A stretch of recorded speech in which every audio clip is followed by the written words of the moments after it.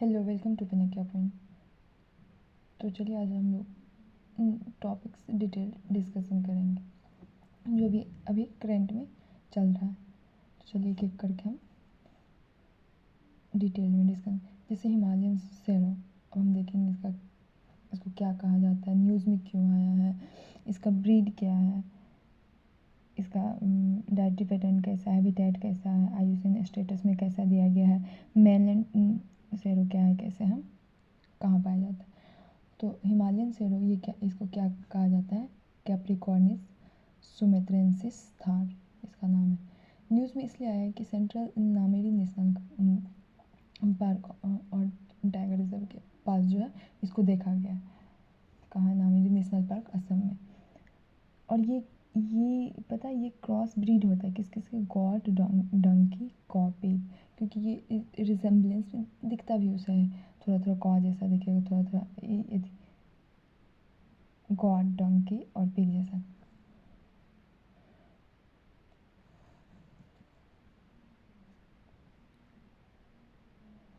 तो और एशिया के डिफरेंट टाइप्स, एशिया में जो डिफरेंट टाइप्स इसका देखा जाता है, बहुत सारे टाइप्स। इसका डाइट में ये हर्बीवोर्स, पत्ते उत्ते या घास फूस यही सब खाते हैं।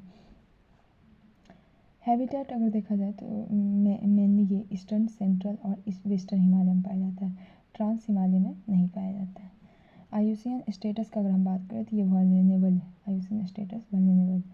वाइल्ड लाइफ प्रोटेक्शन एक्ट 1972 में इसको शेड्यूल फर्स्ट में रखा गया। तो अगला हम देखेंगे मेनलैंड शेरो का बात करते हैं। तो मेनलैंड शेरो जो सेंट्रल और साउदर्न चाइना में पाया जाता है, वियतनाम, लाओस और सुमेत्रा में।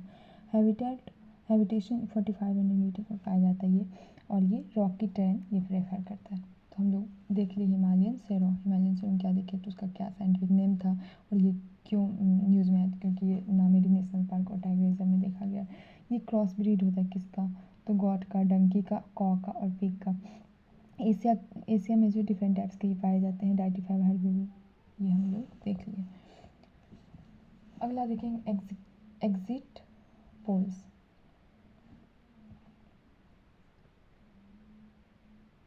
तो ये एग्जिट पोल क्या होता है, जो कि एग्जिट पोल होता है ये एक एस्टिमेशन होता है कि इलेक्शन में पीपल जो है लोग कितना वोट दें किसको किस पार्टी को, और ये इसका सिग्निफिकेंट, इसका महत्व क्या है। तो इसको एग्जिट पोल को इम्पोर्टेंट माना जाता है, क्योंकि ये एक्चुअल इलेक्शन रिजल्ट एक्चुअल दिखा देता है। तो इसीलिए इसके लेकिन रूल्स रेगुलेशन भी हैं, और कहा गया कि नहीं आप नहीं, बहुत सारे रूल्स रेगुलेशन हम देखेंगे। तो इलेक्शन कमीशन के द्वारा जो है प्रोहिबिट किया, वोटिंग के दौरान इस पर रोक लगाया गया है। क्या किया गया है, तो प्रोहिबिट किया गया है। खास करके वोटिंग के लास्ट डे में इसको पब्लिश किया जाता है, रिमेनिंग वोटर्स को अवॉइड करने के लिए। लीगल बेसिस हम देखें तो गवर्निंग लॉ है 126A representation of people act 1951 के तहत सेक्शन में आता है, और इसमें इसके साथ इलेक्शन कमीशन के कंडक्ट और पब्लिश एग्जिट पोल को प्रोहिबिट किया है कि आप ना ही कंडक्ट कर सकते हैं, ना ही पब्लिक पोल रिजल्ट को पब्लिश कर सकते हैं। वायलेशन ऑफ सेक्शन, अगर आप सेक्शन 126 एक वायलेट करते हैं तो आपको 2 साल का इम्प्रिजमेंट या फाइन या दोनों दिया जा सकता, दोनों देना पड़ेगा। तो ये था हमारा एग्जिट पोल्स। जैसे आज लास्ट इलेक्शन है तो आज के अगला न्यूज़ देखेंगे, Agnibaan sub orbital technology demonstrate, जिसको सॉर्टेड अग्निबाण सॉर्टेड का। ये क्या है, एक रॉकेट है जिसमें एक single piece 3D printed engine है, डिज़ाइन और बिल्ड क्या किसके, इंडिजिनस से, स्वदेशी है, भारत के द्वारा किया गया। लॉन्च कहाँ से हुआ है, श्रीहरिकोटा से। ये एक सब ऑर्बिटल लॉन्च है, और डिज़ाइन किया गया है 8 किलोमीटर हाइट को रीच करने के लिए बिफोर स्प्लैशिंग, सी में स्प्लैश करने से पहले।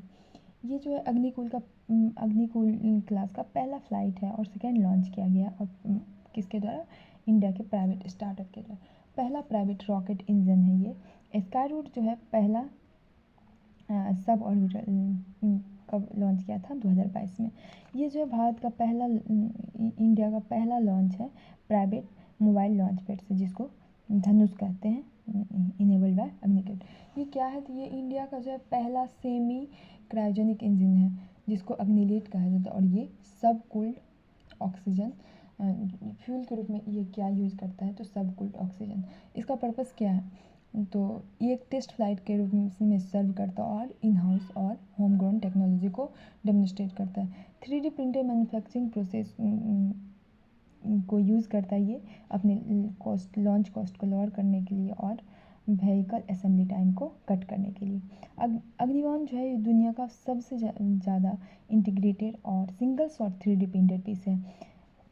क्योंकि पहले क्या था, इंजन पार्ट को मैन्युफैक्चर अलग किया जाता था, असेंबल अलग फिर बाद में असेंबल किया जाता था। ये अग्निबाण में क्या क्या है कि दोनों को एक ही साथ कर दिया गया है, इसीलिए single source 3D printed piece कहा गया है। अग्निकुल कॉस्मोस जो है पहला कंपनी हो गया जो साइन किया एग्रीमेंट किसके साथ, इसरो के साथ इन स्पेस के अंडर 2020 में। तो ये था अग्निबाण ऑर्बिटर टेक्नोलॉजी डेमोन्स्ट्रेट। अब हम लोग देखेंगे अहिल्याबाई होलकर का। ये एक हम ग्रेट पर्सनालिटी के बारे में हम देखने जा रहे हैं। ये एक मालवा क्वीन थी और न्यूज़ में क्यों आई थी, इनका 300 बर्थ एनिवर्सरी मनाया जा रहा है। ये एक ग्रेट एडमिनिस्ट्रेटर और विजनरी थी जिसका स्पिरिचुअल इंक्लिनेशन, इसके बारे में एक स्टोरी भी है, कहा जाता है क्या कि ये इतनी बड़ी शिव भक्त थी, शिवा डिवोटी, कि बिना पूजा किए हुए एक बूंद जल भी नहीं लेती थी, आई मीन पानी भी नहीं पीती बिना महादेव जी का पूजा किए हुए।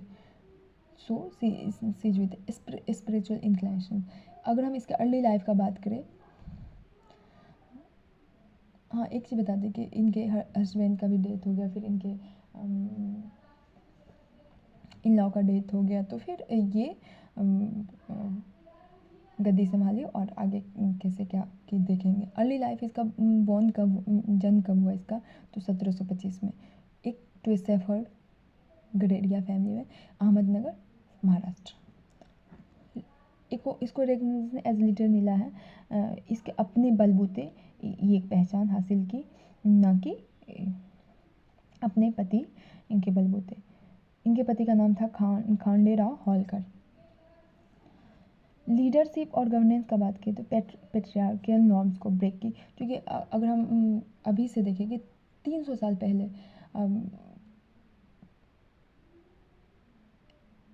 300 साल पहले अगर हम देखें तो उस समय हम मतलब इमेजिन भी करना कि एक मतलब रूलर बन के सारे पेट्रियार्कल नॉर्म्स को उस सोसाइटी में जहाँ एकदम से चल रहा है और उस चीज़ को तोड़ते हुए उस चीज़ को अपना एक रिकॉग्नाइजेशन अपना इस्टेब्लिश की। कहा जाता है कि इसके किंगडम में जो है 30 साल तक पीस और फाइनेंशियल स्टेबिलिटी होना, शांति था और फाइनेंशियल स्टेबिलिटी था। अपॉइंटेड कमांडर एज आर्मी का कमांडर किसको बनाया था, तुकोजी होलकर को। Guided by inmate generosity and pimples in her dealing, और अपनी प्रजा से बहुत ही जेनरसिटी से गाइड करती थी। कल्चरल और रिलीजियस कंट्रीब्यूशन, जैसे क्या कि ये ज्योतिर्लिंग का पुनरुद्धार करवाई, डिस्ट्रीब्यूट देने के लिए बहुत सारे मंदिर का रिनोवेशन किया, जैसे सोमनाथ का, वाराणसी, त्रयंबक, गया, पुष्कर, वृंदावन, नाथवाड़ा, हरिद्वार, बद्रीनाथ के ये सब मंदिर को रिनोवेट करवाई और ज्योतिर्लिंग जो बहुत सारे ज्योतिर्लिंग को फिर से उसको पुनरुद्धार करवाई। इकोनॉमिक और सोशल इनिशिएटिव के लिए महेश्वरी साड़ी जो है उसको प्रमोट की, उसको प्रोडक्शन में लाई और फिर जो भी इस फील्ड से जुड़े हुए थे उसको एक रोज़गार दी और एक तरह से सपोर्ट की। रिवेन्यू कलेक्शन को इन्हेंस की और उस समय के ट्रेडिशनल क्राफ्ट को भी सपोर्ट की थी। इंदौर को डेवलप की और बहुत उसके वहाँ के ट्रेड और कॉमर्स को भी बूस्ट की। इंक्लूसिविटी एंड सोशल हार्मोनी, समाज में परस्परता बनाए रखी और सबको समावेशी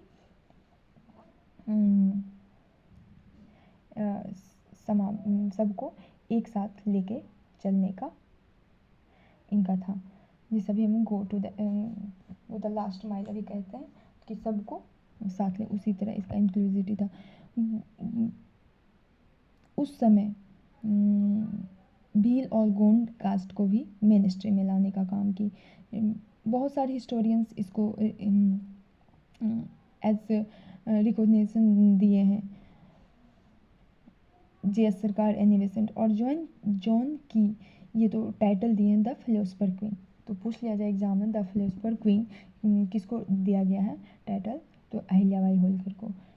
इसका गवर्नेंस का बात करें, सोशल हार्मनी और टेम्पल रिन्यूएशन, ये समय बहुत ही इसका उम्दा काम रहा, बहुत ही ज़्यादा कंट्रीब्यूशन रहा। तो अहिल्याबाई होलकर के बारे में क्या क्या देखें, तो इसका बर्थडे मनाया जाता है, इसीलिए मालवा की क्वीन थी। ये बहुत ही ग्रेट एडमिनिस्ट्रेटर और विजनरी साबित हुई। बॉर्न 1725 महाराष्ट्र में, और एक वाइफ ऑफ किसकी थी, खांडेराव होलकर की। लीडरशिप और गवर्नेंस इसका अच्छा था, पेट्रोल हाँ, कमांडर इसका कौन था, तुकोजी होलकर। ये सब टेम्पल रिनोवेट करवाई, ये सब इकोनॉमिक्स, ये महेश्वरी साड़ी को प्रमोट करके इंदौर को डेवलप की। भील और गोंड कास्ट को मेन स्ट्रीम में लाई थी, बहुत सारे हिस्टोरियन के द्वारा इनको रिकॉग्नाइजेशन दिया गया है। और द फिलोसफर क्वीन कौन बोला है, तो जॉन की। तो ये था अहिल्याबाई। अगला हम देखेंगे neolithic age rock carving disc. तो अब ये न्यूज़ में क्यों आया, तो न्यूज़ में आया कि सटारी तौल गोवा के मॉक्सी विलेज और तालुक अगर देखा जाए तो सतारी तालुक, यहाँ जो एक न्यूलिथिक डिस्कवरी जो है जर्मी रिवर बेड पर, जर्मी नदी के किनारे एक न्यूलिथिक डिस्कवरी खोजा गया। तो ये एसआई के द्वारा, आर्कियोलॉजी सर्वे डिपार्टमेंट के द्वारा कहा गया कि ये रॉक जो है मेटा बेसल्ट रॉक जो है जर्मी नदी पर, ये न्यूलिथिक पीरियड से बिलोंग करता है। डिस्कवर किया गया लोकल 20 साल पहले ही डिस्कवर किया गया था वहाँ के रेसिडेंट के द्वारा। ये क्या करता है, तो उस समय के इनहेबिटेंट्स के बारे में बताता है, और ये जानवर जैसे जेबूस, बुल्स, एंटीलोप, ये सब, और उस समय फुटप्रिंट्स और ग्योपुल्स सबको डिपिक्ट करता है।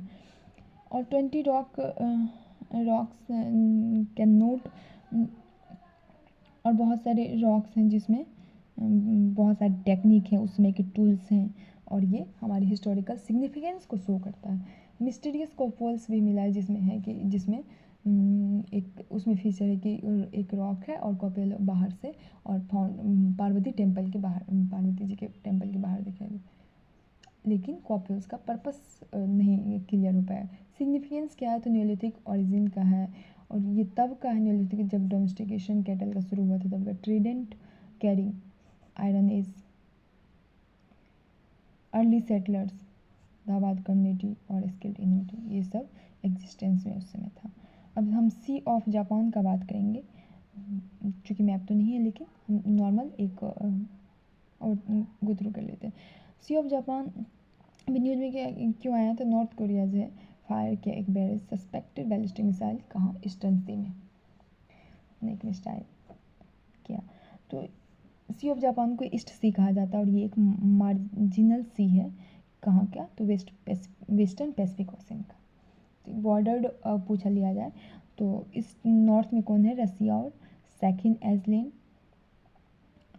और ईस्ट और साउथ में है जापानीज आर्किपेलागो के, जो भी जापान के चारों वो द्वीप हैं, होक्काइडो, होन्शु, क्यूशू, और ईस्ट में नॉर्थ कोरिया, और साउथ वेस्ट में नॉर्थ कोरिया, और साउथ वेस्ट में साउथ कोरिया। हम डीपेस्ट पॉइंट का बात करेंगे, तो डीपेस्ट पॉइंट इसका क्या है, सी ऑफ जापान का धोकुशिमोट, ये एक अंडर वाटर वॉल्केनो है। स्ट्रेट्स इससे कौन कौन कनेक्ट है, तो ईस्ट चाइना से तुशिमा और कोरियन स्ट्रेट, और एक है ला पेरोस और टाटा स्ट्रेट्स। अगर मीटिंग पॉइंट इसका बात की, ये इसका मीटिंग पॉइंट है कोल्ड करेंट और वार्म करेंट का मीटिंग पॉइंट है, कोल्ड करेंट नॉर्थ से और वार्म करेंट साउथ से। तो हम लोग क्या क्या देखे आज टॉपिक, उम्मीद करती हूँ मैं थोड़ा बहुत क्लियर कर पाई होंगी। I will try my best, हर दिन मैं कोशिश करूँगी सुधार लाने का। तो आज हम क्या क्या देखे, हिमालयन शेयरों के बारे में देखे, एग्जिट पोल्स के बारे में, अग्निमन सॉर्बिटल टेक्नोलॉजी सॉल्टेड के बारे में पढ़े, अहिल्याबाई होलकर के बारे में पढ़े, Neolithic age rock carving discovering पर, और सी ऑफ जापान। कितना हो गया, 1 2 3 4 5 6 टॉपिक्स के बारे में पढ़े। सो ये था डिटेल में। Thank you.